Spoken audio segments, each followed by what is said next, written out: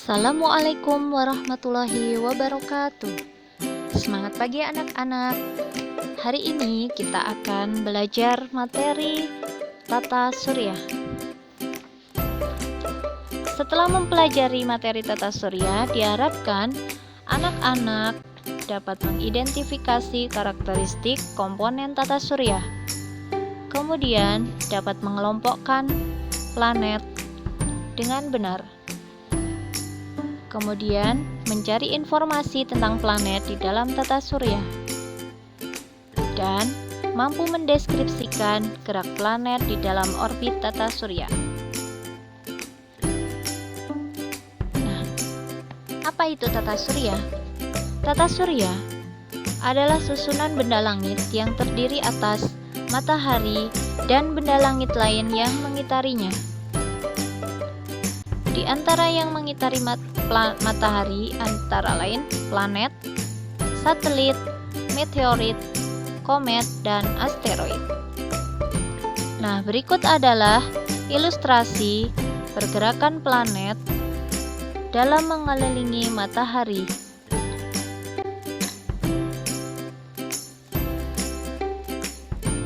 Yang pertama, kita akan bahas tentang matahari. Matahari merupakan bintang yang berupa bola gas panas dan bercahaya. Matahari sendiri menjadi pusat tata surya kita. Nah, matahari memiliki lapisan inti matahari yang berada di paling tengah sebagai tempat reaksi fusi untuk pembentukan energi matahari. Kemudian ada zona radiatif, zona konvektif, kromosfer, fotosfer, dan korona. Selanjutnya adalah planet. Planet adalah benda langit yang tidak dapat memancarkan cahaya sendiri, sehingga planet menerima cahaya dari matahari. Di dalam tata surya kita ada 8 planet, yaitu yang paling dekat dengan matahari, Merkurius, kemudian Venus, Bumi, Mars, Jupiter, Saturnus, Uranus, dan Neptunus. Planet berdasarkan lintasan orbit asteroid sebagai pembatasnya digolongkan menjadi planet dalam dan planet luar. Planet yang berada di dalam orbit asteroid merupakan planet dalam. Contohnya Merkurius, Venus, Bumi, Mars. Sedangkan yang berada di luar asteroid merupakan planet luar, yaitu Jupiter, Saturnus, Uranus, dan Neptunus. Planet didasarkan pada bumi sebagai pembatasnya, dibagi menjadi planet inferior dan planet superior. Planet inferior yaitu planet yang orbitnya berada di dalam orbit bumi matahari. Contohnya Merkurius dan Venus.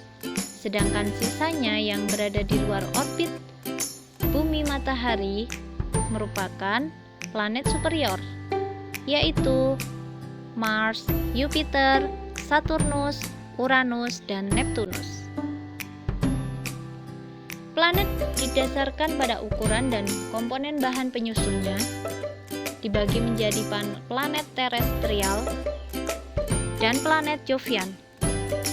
Planet yang berukuran dan komposisi batuan penyusunnya mirip dengan bumi disebut planet terestrial.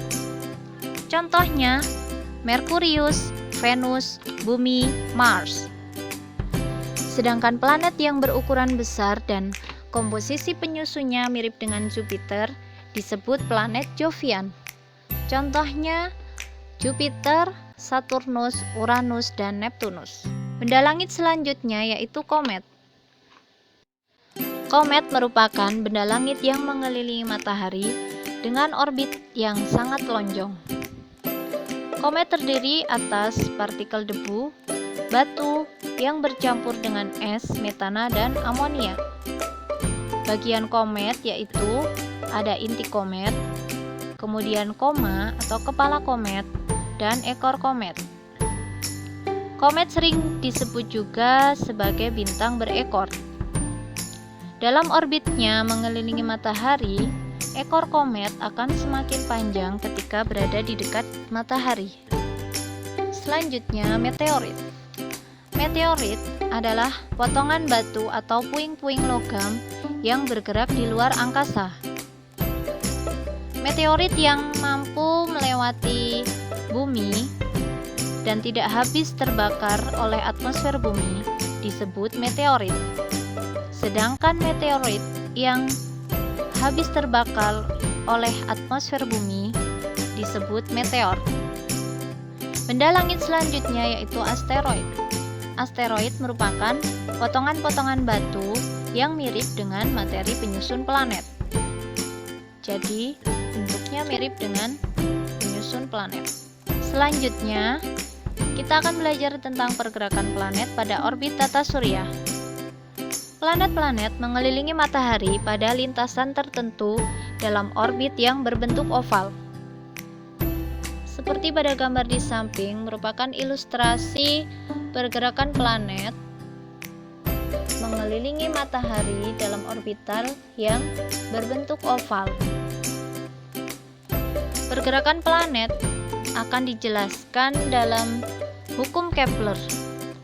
Hukum Kepler yang pertama menjelaskan tentang setiap planet bergerak dengan lintasan elips. Matahari berada di salah satu fokusnya. Nah, seperti pada animasi berikut. Kemudian, hukum Kepler 2 menerangkan bahwa luas daerah yang disapu pada selang waktu yang sama akan selalu sama. Jadi, pada luas juring-juring yang dilewati tersebut akan bernilai sama. Kemudian hukum Kepler 3 menjelaskan bahwa periode kuadrat suatu planet berbanding dengan pangkat 3 jarak rata-ratanya dari matahari. Sebagai contoh, sebuah planet memiliki kala revolusi terhadap matahari sebesar 4 tahun. Tentukan jarak planet terhadap matahari. Nah, di sini kita akan menggunakan rumus T² per R pangkat 3